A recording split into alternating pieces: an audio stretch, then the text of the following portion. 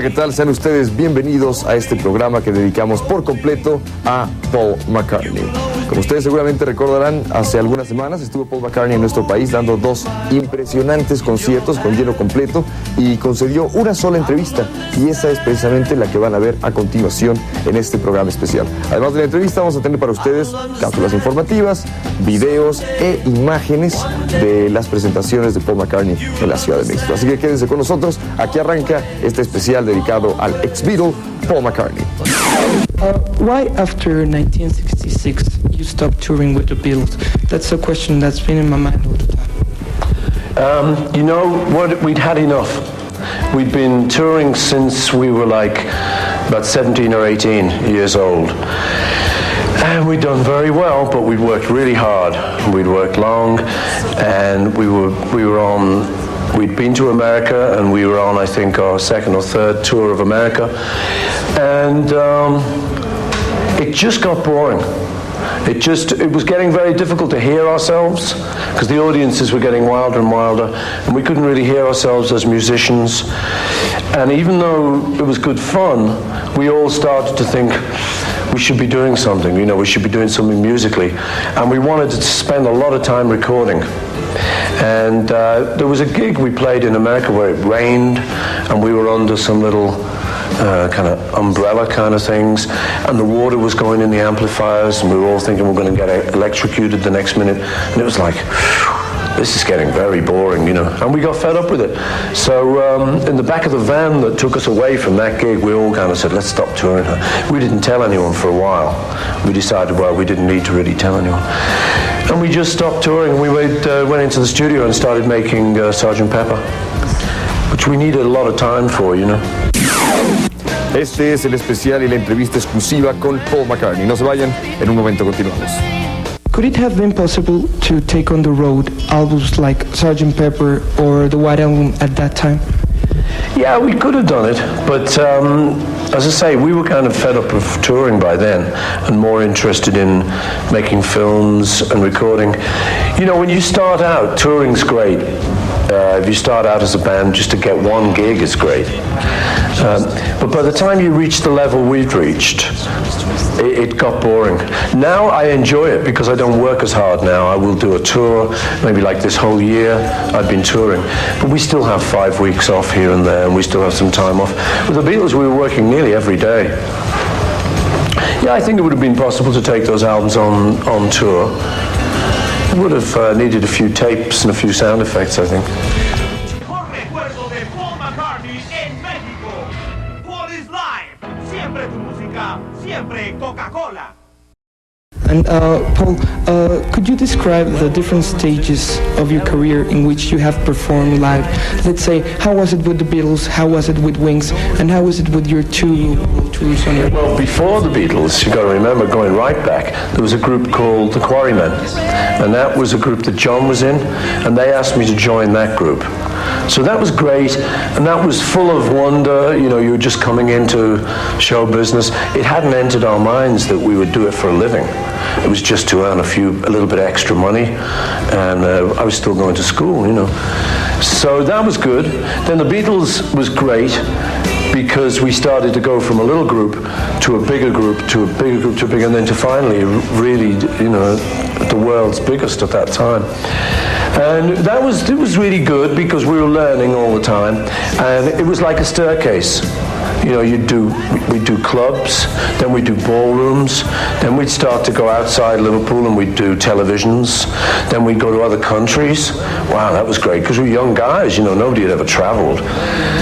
We got to go to all the countries in Europe, and we finally got to go to America. Got to go to places like Japan and stuff. So that was great. That was very exciting and crazy times, because from being little kids, we suddenly were very famous men. And the money was good. So, that was very exciting. Because none of us had ever been rich. We'd never seen money. In my family, we didn't have a TV, we didn't have a car. So, we weren't rich. So to be able to buy my own car, wow, this was it, I used to get stopped by the police because I looked too young to have a car, is this your car? Sure, check it out, buddy. It was great, you know. Whoa, I felt good. So that was a great time. Then, unfortunately, the Beatles broke up. I think because we'd really come full circle. Everyone felt we'd done about all we could do, and which had taken about 10 years to do the whole thing. We didn't really feel we could get any higher or get any further. We'd conquered every country. So, and we'd made some real good records and stuff, and everyone, by this time, I think, you know, there was beginning to be some business trouble in there. It always happens with anyone. Wherever there's money, there's business trouble. So we got a lot of that. So that broke up, and then I decided that if I wanted to carry on, I would have to form another group, and that it wouldn't be easy, because trying to follow the Beatles was like a really hard thing to do, you know.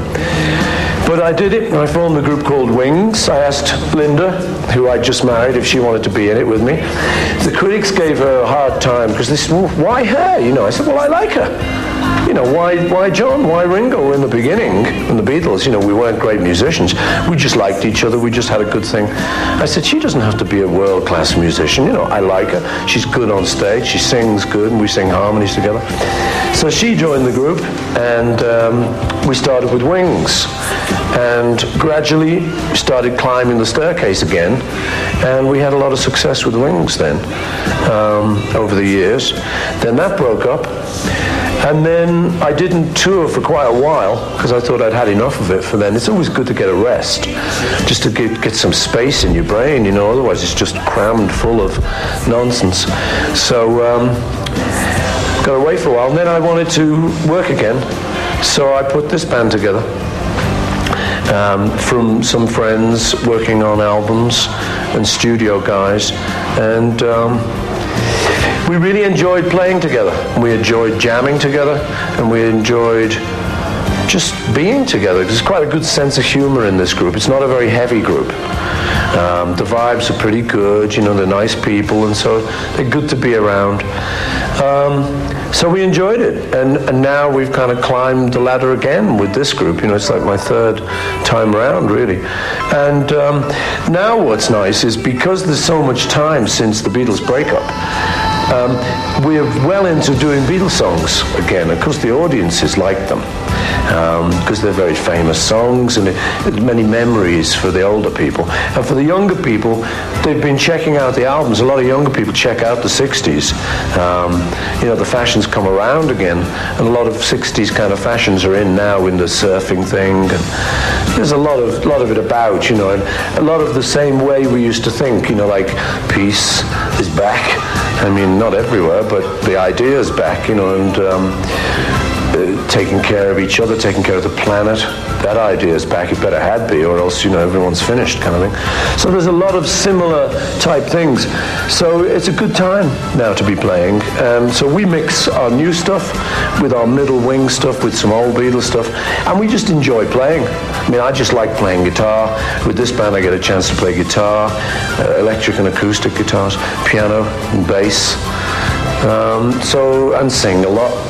So I'm happy, you know, I enjoy it, and it's good training. You know, like if you're an Olympic athlete and you're going for the Olympics, and if you're a runner, you want to run most days, have a couple of days off, then run, keeps you fit, you know. But it's the same with singing. If you don't sing for a long time, your voice is still good, but then if you come to do 2 hours, it gets quite hoarse. So this is good, you know, because I'm always kind of ready to do a show now. El especial y la entrevista exclusiva con Paul McCartney continuarán en un momento, así que no se vayan.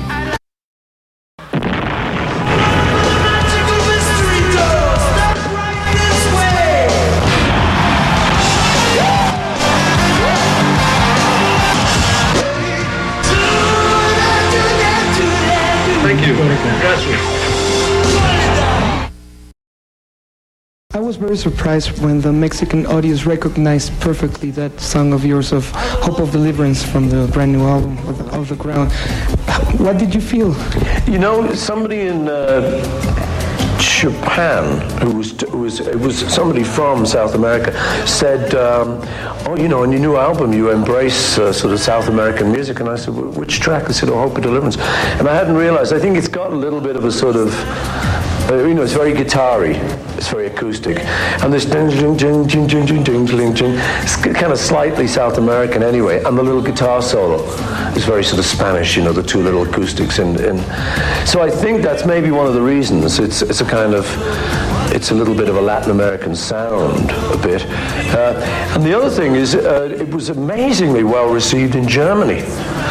Of course, because there's been a video of it and it's been a bit of a hit here and there, you know. But in Germany, it was a massive hit. And I think a lot of young people liked it because it's hopeful. You know, it says some things that I think some of them think. You know, if you're trying to go out, if a girl's trying to go out with a particular boy, or if they've broken up, then they want some hope for the future. They want some hope of deliverance from that problem. Or if someone's got some trouble in their family, we all know about trouble, so there's always a hope of deliverance. And some people see it as a kind of religious thing, you know, just hope from every bit of trouble, you know, fix it up.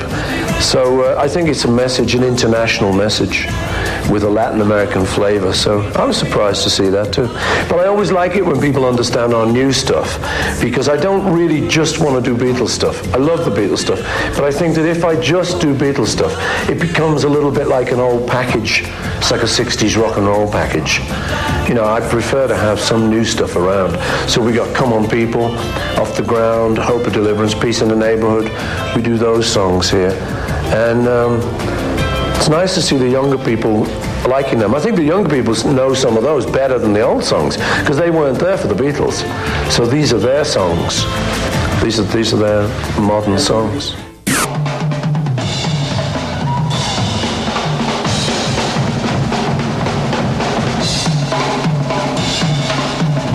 El mejor recuerdo de Paul McCartney en México. Paul is live. Siempre tu música, siempre Coca-Cola.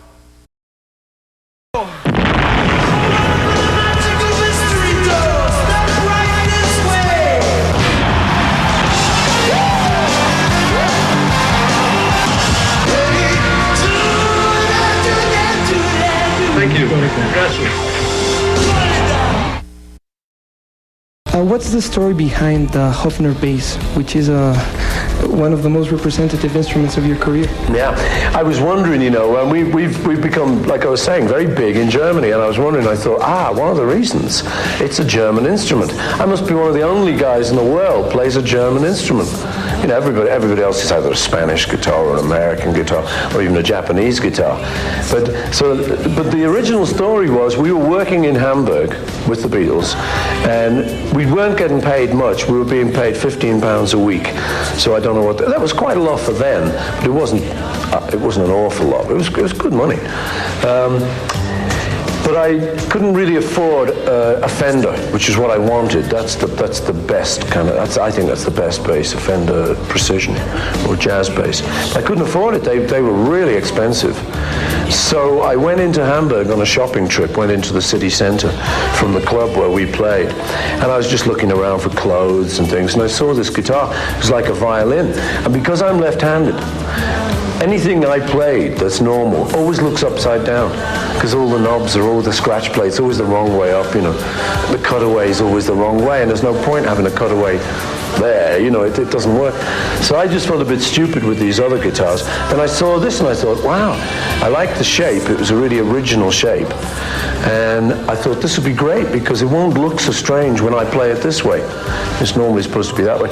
The plugs are, the knobs are upside down, but it didn't look strange, you know. So that was the reason. It wasn't always in tune. That's its biggest problem. But I've actually just done some work on this tour. We took it to a guy in New York, and it's like a bell now. It's right in tune now. We've had some real precision, modern work done on it. Because in those days, people weren't so precise. Now, of course, you've got guitar technicians, and it's a big job.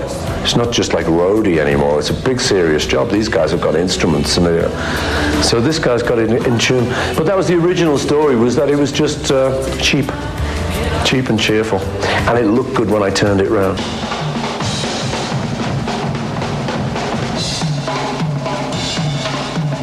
El mejor recuerdo de Paul McCartney en México. Paul is live. Siempre tu música, siempre Coca-Cola. And how about the Mexican audience? I mean, you've been in front of thousands of audience throughout all your career? The Mexican audience is great. Fabuloso. Oh, they're just great. I mean, whenever we go to Spain or Italy or south of France, places like that, we always have a good time. And for some reason, I don't know why, but I always feel very at home in Latin places. You know, when I was at school, when I was 11, cuando yo era 11 años, I learned a little poco español en la escuela, and I liked it a lot. I really liked the language, you know, and I passed a little exam in it, and I used to talk to the sailors who'd come from Spain, because Liverpool was a port, and I would always talk to them, and they'd go, I said, no rápidamente. And I'd try and learn it, you know, so I love Spanish, I love guitars, and so whenever we go to Spain, we have a great time with the Latin people. As I say, I feel something in common. Maybe in a past life I was Latin American. I don't know, you know, I don't know what it is, but I must have some blood in me that's because we always have a great time. And the audiences are great, but I must say this has got to rank amongst the best. I mean, we've had some good audiences, but that the other night, I just looked at the crew, you know, and they're normally just getting on with their work, and they're all smiling. That was a great audience. And we play better with that kind of an audience, you know. If we've, some audiences, I think one of the things is that there's something to do with the heat. Because we go to places in Scandinavia, and the more north you get, the colder the audience gets. There's nothing wrong with it. It just means we have to work a bit harder. But they sort of, you know, we go, oh, okay. We've got to work. We have to work hard. But these places, and we're ready, you know. So that was a beautiful audience. I've never seen anyone do the cigarette lighters in time like that. I mean, this is new for us.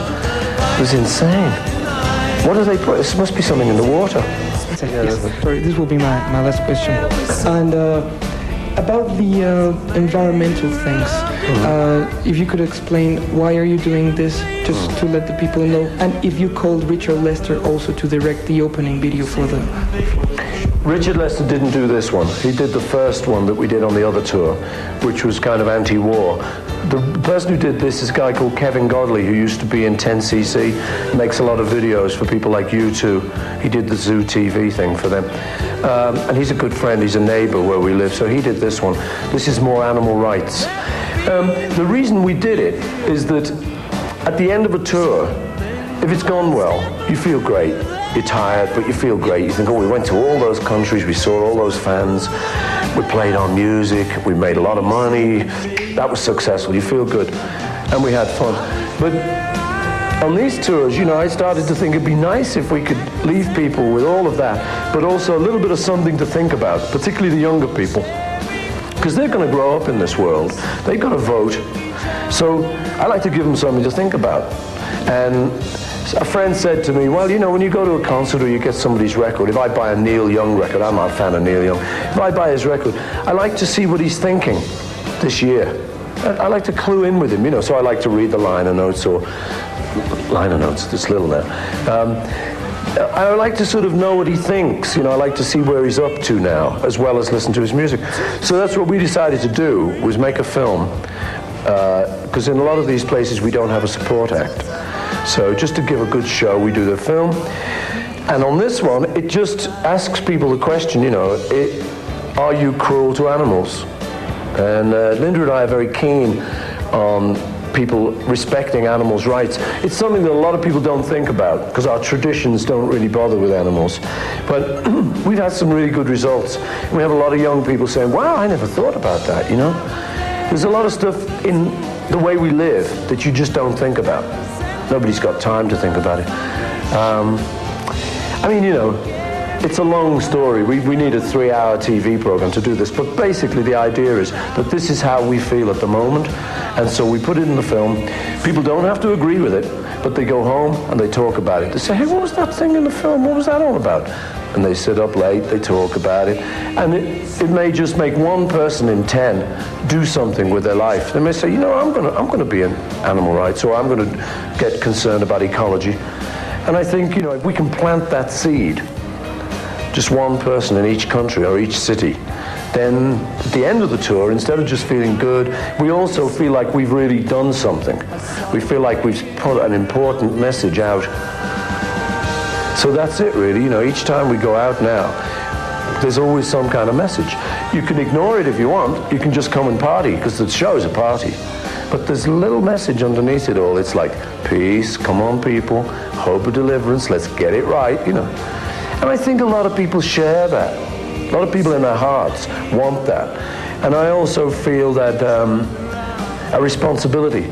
I feel that if I'm going to get on a TV camera, I could just waste everyone's time going, talk a load of nonsense, go home, and everyone will think, well, that was okay.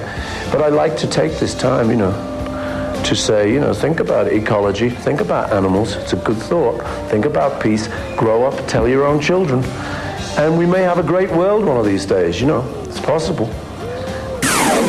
Pues es así como llegamos al final de este programa especial dedicado a Paul McCartney, con la entrevista concedida en exclusiva por esta gran figura, gran leyenda del rock a nivel mundial. Muchísimas gracias, ojalá que la hayan disfrutado y estaremos en contacto próximamente. Hasta entonces.